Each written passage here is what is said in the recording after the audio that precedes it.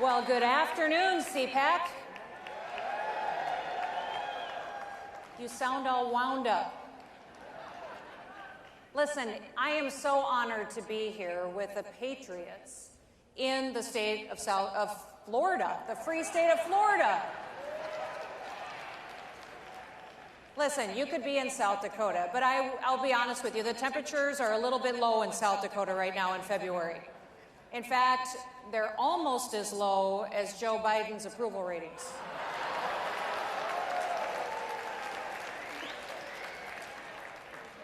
Now listen, in all seriousness, let me start by saying this. Our hearts and our prayers are with the people of Ukraine.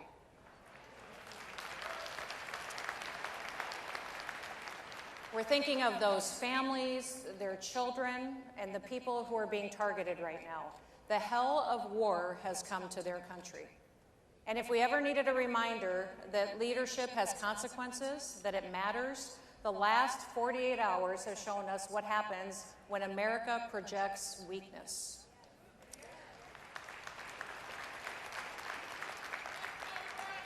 That is exactly what President Biden has done.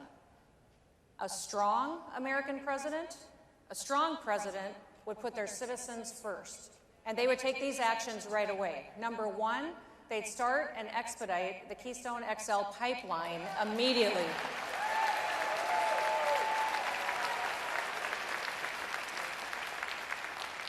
They'd reopen our federal lands for drilling and oil and natural gas exploration. They'd revoke the bans on oil and gas leases on the outer continental shelf. They would sign an executive order to cut all the regulations on domestic energy production and its transport to American and European markets. They would immediately, a strong American president would work with European allies and partners to replace their supply of Russian oil supplies with American energy. And they would hit Putin right where it actually hurts by enacting heavy sanctions on the Russian energy sector. They'd lead NATO and other Western allies to cut Russia off from the Western economy, banking, financial systems, including SWIFT. If Joe Biden can't, or if he won't do these things, then he should resign.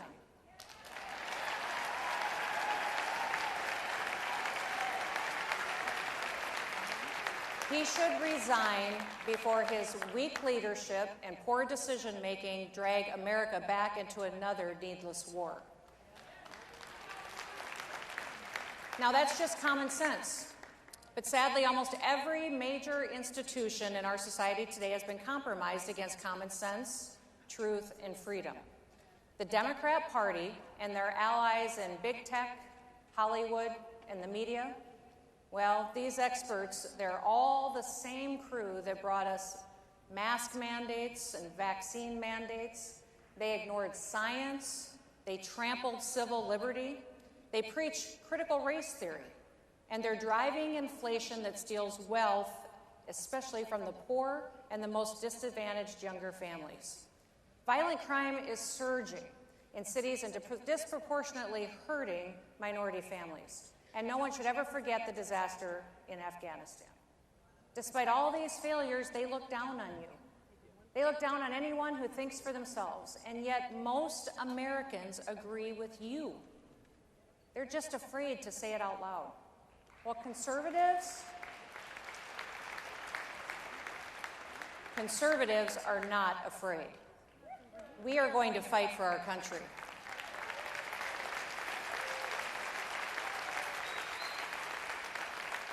Now, we are not the first generation to face such a pivotal time. And that's why today I want to look at America, and I want to look at where we've been, where we are, and where we're going. First, where we've been. As conservatives, what do we want to conserve? What do we want to save and keep for our kids and our grandkids? We are saving and keeping the greatest country in human history.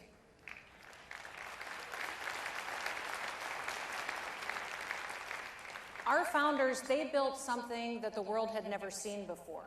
They took the best of Western civilization from Jerusalem to Athens to Rome to London. They brought together faith, reason, law, and representative government. And in Philadelphia in 1787, they put all of that together to craft the Constitution of the United States of America.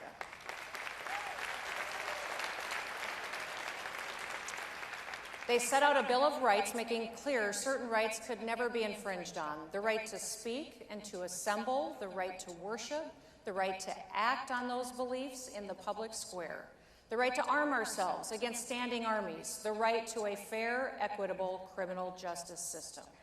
They acknowledged that our rights come from the Creator, and free people honor their Creator when they exercise those rights to govern themselves wisely.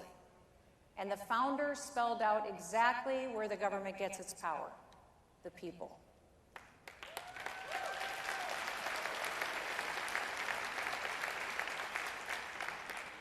Read Federalist 49.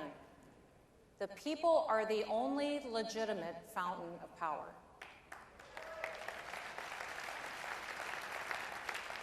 Sadly, today in 2022, every one of those rights is under attack. The American people are being coerced.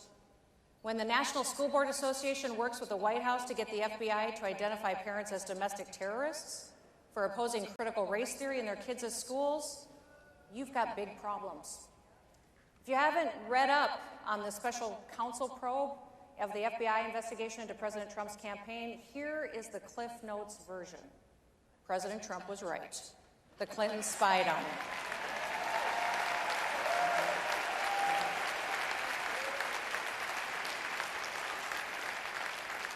They paid a British spy to spy on the president. And then they paid a tech executive to spy on the president. And we're learning more and more all the time about how they abused our government to try to take down President Trump. Now, every sane America across this country is quietly thinking to themselves, if they can do that to the President of the United States, they can do that to me and to my family. If you think cancel culture is bad right now, wait until they force financial institutions into freezing your account because of something you said on Facebook. It's already happening in the world. And I'm not talking about communist China's social credit system. I'm talking about Justin Trudeau, the Canadian Prime Minister, and the Emergencies Act he passed. Trudeau froze truckers' bank accounts and canceled insurance on trucks. He used anti-terrorism finance laws to cover crowdfunding platforms like Give, Send, Go. And this is why the founders gave us the Constitution in the first place. They knew human nature had a dark side that craves power. In 2020, when most states were shutting down their economies and they were forcing unconstitutional lockdowns, we did something very different in South Dakota. Our state motto is, under God, the people rule, and I followed it.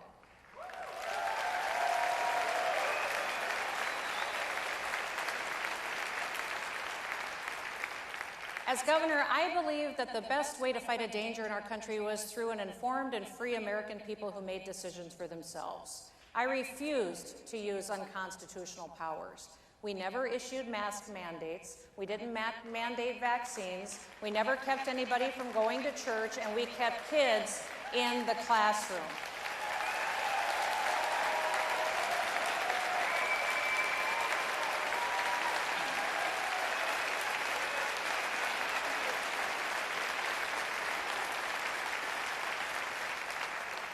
I didn't arrest or ticket or fine a single individual for exercising their basic rights. South Dakota was the only state that didn't even define what an essential business was. Every business is essential.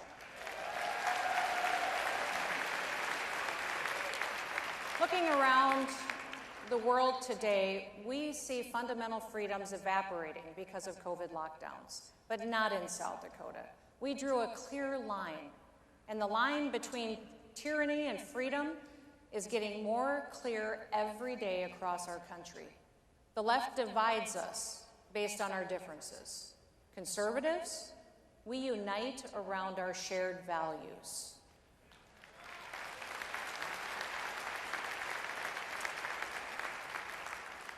The left crushes free speech. Conservatives celebrate free expression. The left says America is racist and that it's evil. Conservatives know America is not the sum of our past mistakes.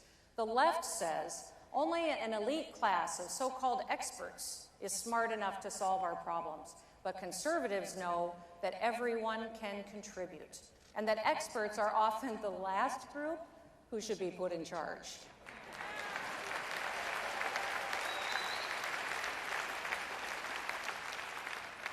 I want to tell you a brief story about a man who was not an expert, but he saved America at a crucial time in our history. In 1775 in Boston, there was approximately 11,000 British soldiers occupying the city during the Revolutionary War. Now, George Washington's ragtag army of Continentals surrounded them, but they were outnumbered and outgunned. The Americans carried only their personal muskets. They didn't have any cannons. They didn't have any ammunition. General Washington knew that as soon as the warmer weather would come, they'd be in trouble. Now, the British, they were going to break out of Boston when it warmed up, storm his position, and that they would end the Revolutionary War. But then a 25-year-old bookseller named Henry Knox came to General Washington with a proposal. Now, Knox had never been in combat, but he had plenty of common sense. He was self-educated in military matters. He sold books for a living, but he read them too. Now, Knox volunteered to lead a group of individuals to retrieve cannons that were recently captured at a fort in New York. Knox and his team traveled to that fort. They disassembled 59 different pieces of weapons. They loaded them onto boats and shipped them 30 miles across Lake George. In fact, the lake froze solid just as they reached the other side. Next, they loaded these cannons up onto sleds. They hitched them up to oxen and dragged over 60 tons of artillery over 300 miles of frozen rivers and mountains. And they did it in less than 2 months. On St. Patrick's Day, 1776, with Knox's guns in place, General Washington and his troops forced the British to evacuate Boston, and America won the battle.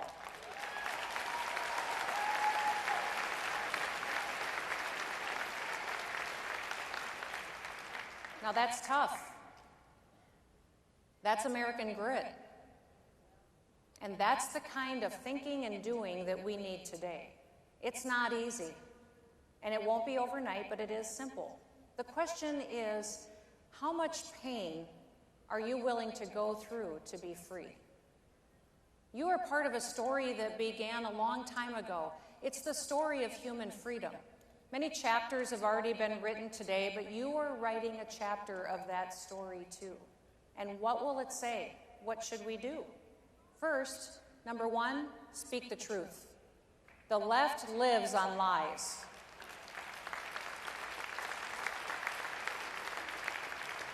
It's part of their power to frighten people into falling in line. Take that power away. No one in this room is afraid to speak the truth, but we all know people in our lives who are. So I need you to encourage them, strengthen them.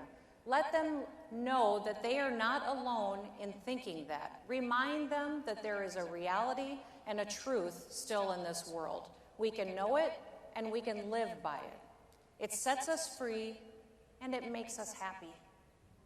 Second, never give up. We won on mask mandates because people got involved in their communities. And we are going to win on life, first at the Supreme Court and then also in the states.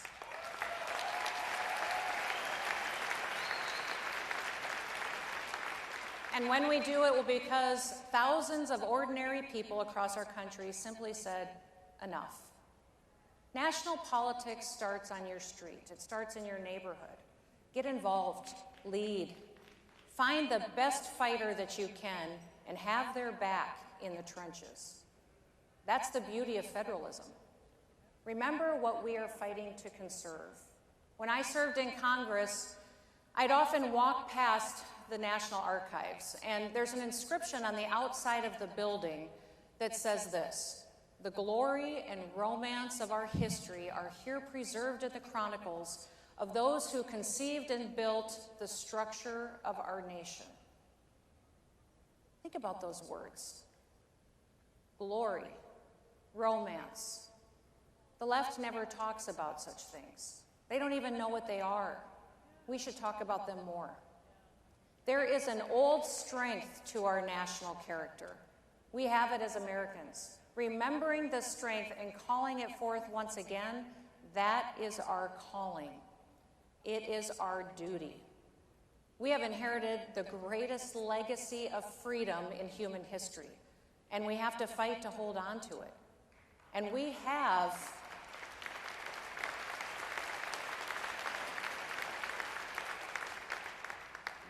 some fantastic fighters, like President Donald Trump.